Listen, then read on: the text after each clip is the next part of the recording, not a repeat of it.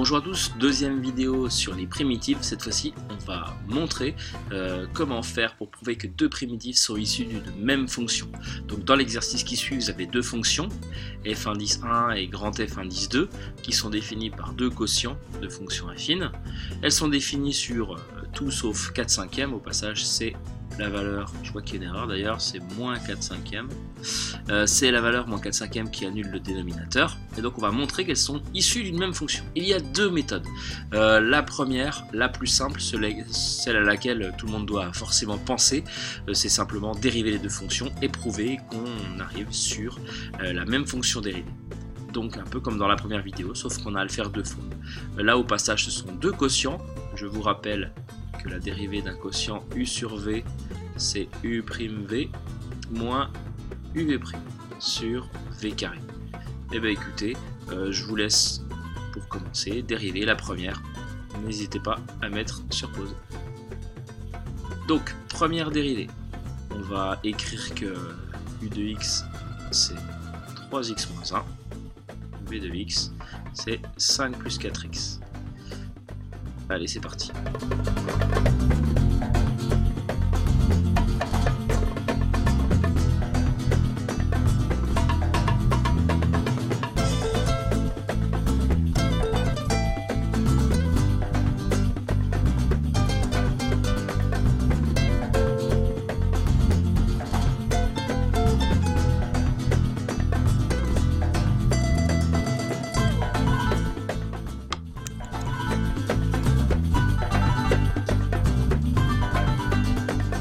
Voilà donc pour la première dérivée. Qu'est-ce que je peux signaler sur elle? C'est très classique, hein, donc le produit, on croise, on n'oublie pas le moins. Quand on a développé ces petites choses-là, attention justement au moins. Ici ça fait 15x, ici ça fait 12. Moins 5 fois 3x moins 15x, ok, mais moins 5 fois moins 1, ça fait plus 5. Là les 15x sont bons, on se retrouve avec cette fonction qui a priori est notre fonction de base. Comment faire pour prouver que les deux fonctions-là sont les primitives de la même fonction? Eh bien on dérive la deuxième. À vous! Alors, c'est parti pour f2'. On va recommencer à écrire qui est u de x. Ici, c'est moins 27x moins 25. Et le v, c'est le même que tout à l'heure. N'hésitez pas à mettre sur pause pour vous entraîner. Et on se retrouve dans quelques instants. u' de x. Ici, ça va être moins 27.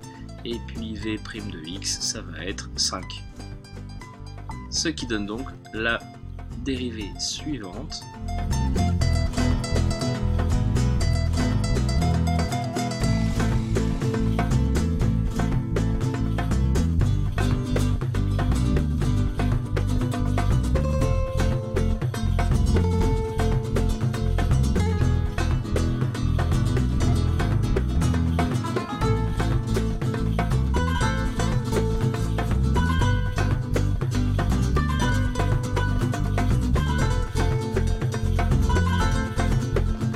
Donc, résumé de la situation, pareil, hein, on croise, on fait attention au moins, on développe.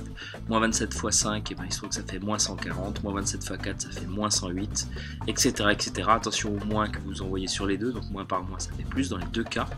Là, les moins 140x 120, on se retrouve avec moins 108 plus 125, qui fait 27, c'est la même fonction. Donc là, on peut conclure tranquillement que f1 et f2 sont deux primitives de la même fonction f. On est même capable de donner cette fonction f.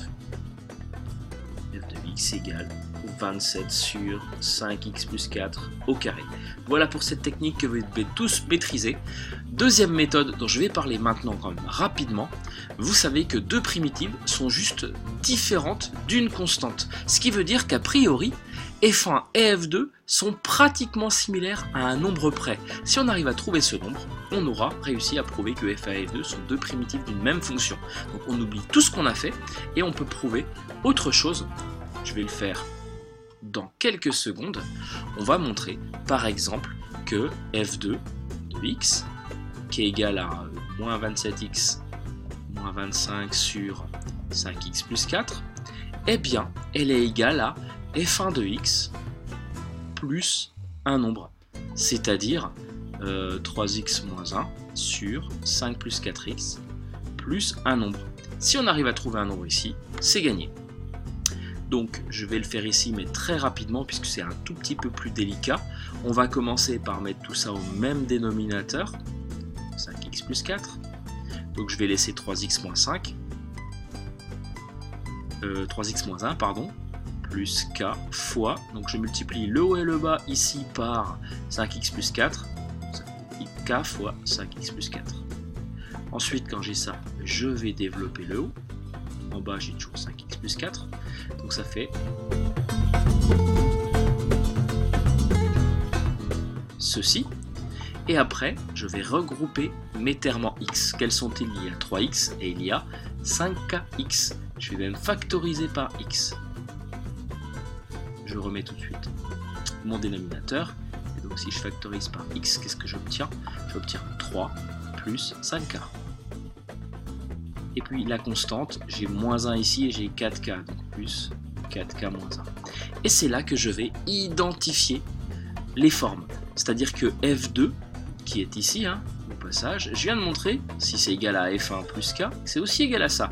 Conclusion, et bien ça c'est une fonction affine au-dessus, et puis là aussi, je vais avoir 3 plus 5k, le coef devant x, qui va être égal à moins 27, et puis la constante, 4k moins 1 qui va être égal à moins 25.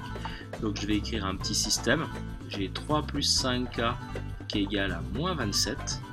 Et puis 4k moins 1 qui est égal à moins 25. C'est ce qu'on appelle une identification. Et donc là, on résout ce système. En fait, les deux lignes, il y en a une de trop. Mais en balançant le 3 de l'autre côté et en divisant par 5, sur la première ligne, vous trouvez... Là, je vais un peu vite. Je vous laisserai le vérifier. Vous trouverez sur la première ligne, moins 27, moins 3, ça fait moins 30, divisé par 5, ça fait moins 6.